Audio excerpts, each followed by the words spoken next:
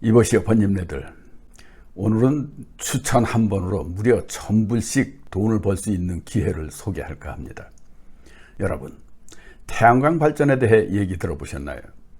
지난 10년간 글로벌 시장에서 폭발적 성장세를 구가해온 태양광 발전은 예상보다 큰 성장세를 이끌었다 합니다. 그래서 이 태양광 주식은 곧 테슬라의 주가를 뛰어넘을 것이라는 얘기들도 하고 있으니 앞으로 눈 감고 태양광의 주식으로 가야 하지 않을런지요. 지난해 글로벌 태양광 신규 설치량이 200기가와트를 넘어선 것으로 알려진 가운데 그중 중국과 미국이 50%를 차지했고 미국 내 설치량은 약 20기가와트 정도였다니 이로 보면 중국의 설치량은 무려 80기가와트로 미국의 4배를 차지한 셈입니다.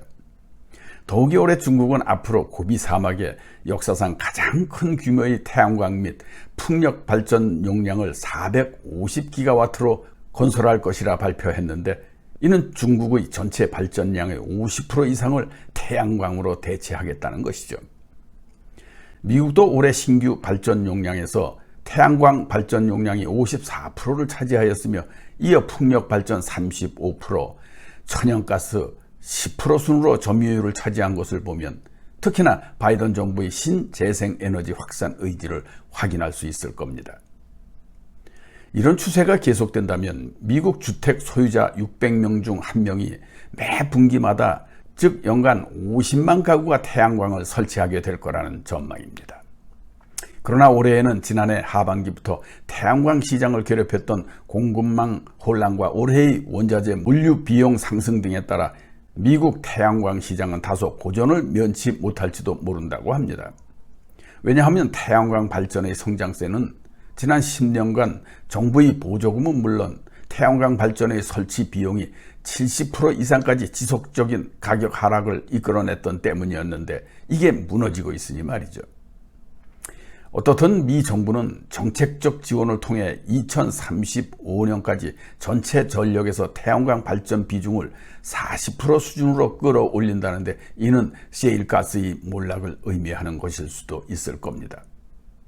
사막의 나라들인 중동의 산유국들도 재생에너지 프로젝트로 사막을 태양광으로 도배하겠다고 나서는 판이니 말이죠.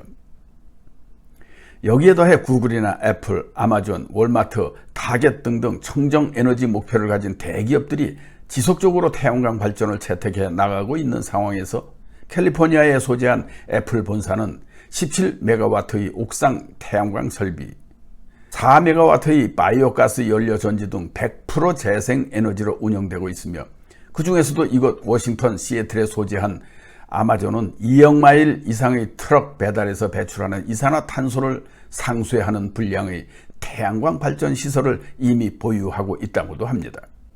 나아가 인텔이나 삼성과 같은 반도체 대기업들이 정전에 대비한 태양열 시스템은 국가적으로나 기업적으로나 필수를 넘어 생존의 시스템 아닌가요?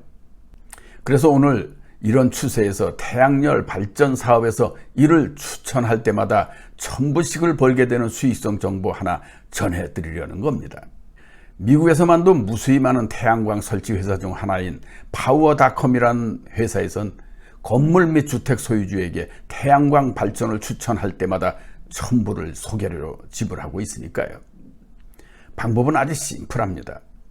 무료 계정을 오픈해서 태양열의 이점에 대해 집 주인과 대화하고 그 집의 전기 요금 사본을 받아 제출하여 시스템이 설치되면 1000불을 받게 되는 것이죠. 내용은 이렇습니다. 대부분의 미국 주들에서는 그리드라는 고압 송전 시스템의 전력을 공급할 때마다 킬로와트당 크레딧을 받게 된다는 정책을 시행하고 있는데 즉 태양열로 10킬로와트의 에너지를 생산하고 그 10킬로와트를 그리드에 투입하면 다시 10킬로와트의 에너지를 받을 수 있는 시스템으로 이것이 바로 넷 미터링이라는 겁니다. 즉 태양열 패널로 주간에 에너지를 생산하지만 야간에는 더 많은 에너지를 사용하기 때문에 주간에 전력망에 많은 에너지를 투입하고 나중에 전기를 생산하지 않을 때 사용하기 위해 계정에 들어가는 것이죠. 마치 주간에 생산한 모든 크레딧을 그리드라는 은행에 보관한 다음 밤이나 또는 흐린 날에 그리드에서 에너지를 끌어내고 축적한 크레딧을 모두 사용할 수 있게 되는 겁니다. 즉 그리드를 자신의 배터리로 사용할 수 있는 능력을 제공하는 것이기에 기존의 전기요금을 절감하거나 상쇄시킬 수 있다는 것이죠. 더욱이 태양광 발전을 위해 연방정부는 태양광 투자 세액공제라는 ITC로 태양열 설비 가치 26%에 해당하는 세금을 환급해 준다고 합니다. 2022년 현재에는 26%이지만 이 세금 공제는 향후 몇 년 동안은 더 낮아지다가 없어질지도 모릅니다. 이에 따른 공제 내용은 이렇습니다.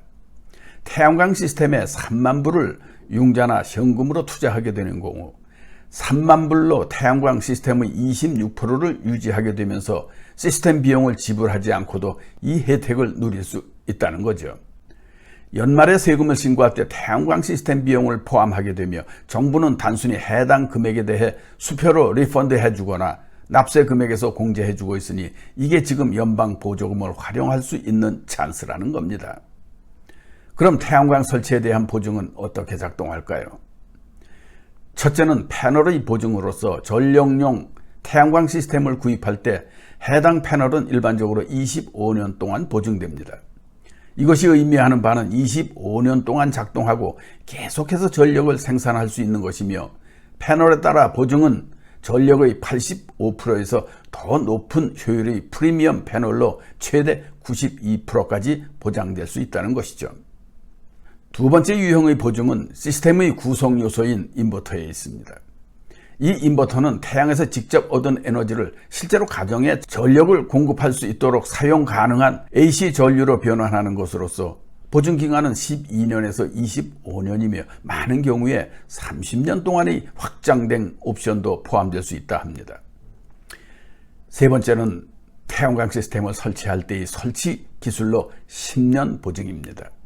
즉 패널 25년, 인버터 12년에서 30년, 설치 보증 10년인 것이죠.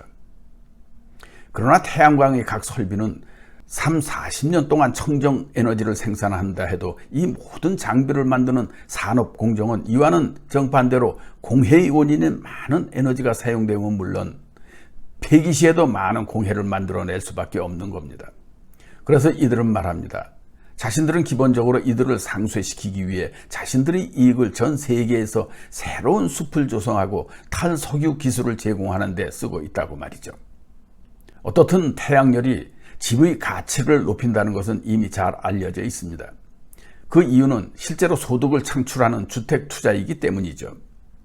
즉 지붕에 설치된 태양광 시스템은 전기를 생산하고 그 시스템이 생산하는 전기는 1kW당의 가치를 발휘하고 있으니까요. 실제로 지붕 위에서 생산하는 킬로와트는 전기회사에서 구입할 필요가 없는 킬로와트이며 또한 이러한 가치는 다음 주택 구매자에게도 가치를 부여하는 것이기에 오늘의 경제적 혜택을 받을 수 있으면 물론 내일의 주택 판매를 위해서도 더 많은 가치를 부여한다는 것입니다. 그러나 이것도 운이 있어야 하는데 여기에는 필요 조건이 요구되기 때문이죠. 첫째는 당연히 태양 노출입니다. 지붕 등 태양 전지판의 위치가 태양빛에 충분히 향할 수 있어야 하니까요. 그들이 하는 일 중 하나는 위성 이미지 및 기타 기술들을 활용하여 방향성 등 태양 노출을 분석하고 적절한 태양광 접근을 확보하고 있는지 확인하는 것이기에 설치를 위해서는 그들이 찾고 있는 비율에 충족되어야 하는 것이죠. 둘째로는 설치 장소가 태양광 패널을 장착하기 어려운 구조적 문제이거나 나무에 가려 패널이 태양열에 작동할 수 없게 되는 등 신청자의 부동산을 분석하고 나아가 태양광 발전으로 얼마나 많은 돈을 절약할 수 있는지도 살펴보아야 하기 때문입니다. 현재 미국 대부분의 지역에서 에너지를 얻는 가장 저렴한 옵션이 태양열이라 하는데 이에 따라 대부분의 주택 소유자는 태양열 시스템에 자금을 조달하는 두 가지 아주 중요한 방법으로서 많은 금융 프로그램에 따른 제로다운의 저금리 융자 또는 임대를 받는 방법입니다. 즉 제로다운 론이란 5년, 10년, 15년, 20년, 25년 중 원하는 대출 기간을 선택하는 것이죠. 이 모든 것은 회사에서 금융기관의 가장 경쟁력 있는 가격으로 제공한다는데 이렇게 제로다운 론으로 태양광을 설치하면 금융기관을 통해 시스템에 자금을 조달하고 유틸리티의 월별 청구서를 지불하는 대신 대출 금융기관에서 더 저렴한 월별 지불금을 지불하는 것이죠. 반면에 어떤 이유로든 즉 납세 의무가 없고 세금 공제를 유지할 수 없는 등으로 대출을 받을 수 없는 경우 임대를 선택해야 하는 경우도 많다고 합니다. 임대는 매달 임대 비용을 지불하게 되는데 보통 20년에 걸쳐 지불하게 되며 임대료는 유틸리티 요금을 지불하는 데 사용한 금액보다 적어질 것이므로 당연히 매월 그 비용을 절약할 수 있게 된다는 겁니다. 나아가 주택 소유자가 배터리를 소유한다면 이에서 얻을 수 있는 두 가지 별도의 주요 방법도 있는데 첫째가 백업 전원으로 배터리를 사용할 수 있는 겁니다. 전원이 다운되면 즉 천재지변에 따른 재해가 발생했을 때 배터리가 있으면 계속해서 전기를 사용할 수가 있게 되겠죠. 유틸리티 회사에서 제공할 수 없는 경우에도 마찬가지로 말이죠. 두 번째 이유는 하루 중 더 비싼 시간에 배터리에 저장된 전력을 사용하여 혜택을 볼 수 있는 특정 요금 구조가 있는 지역에 거주하는 경우 배터리를 구입하여 실제로 비용을 절약할 수 있다는 점입니다. 배터리에 관심이 있는 경우 회사에선 가장 큰 배터리 제조업체와 협력하여 시스템 비용이 배터리와 함께 정확히 얼마인지에 대한 자세한 견적을 제공하며 가장 적합한 방법과 금액을 절대적으로 보장한다고 합니다. 이런 모든 문제점에서 파워의 회사를 선택하면 제로 다운 파이낸싱서부터 전체 프로젝트를 알아서 처리하기에 걱정할 필요가 없다는 것이죠. 그러나 여러분, 이토록 획기적이고 투자적인 태양광 설치 후의 관리 유지비는 얼마나 들어갈까요? 패널 크림 비용, 지붕 청소 비용 등은 그렇다 치고 주택단지협회와의 문제 등등 지붕 청소는 4년 정도에 한 번씩 해도 되겠지만 태양광 패널 청소는 얼마 정도 해야 될까요? 1년에 한 번, 한 달에 한 번, 일주일에 한 번. 만약 이걸 사람을 사서 시킨다면 얼마나 들까요? 20년, 30년 전력 생산으로 번 수익으로 이게 커버가 될까요? 제 생각이었습니다. 또 봬요. 안녕. 바이.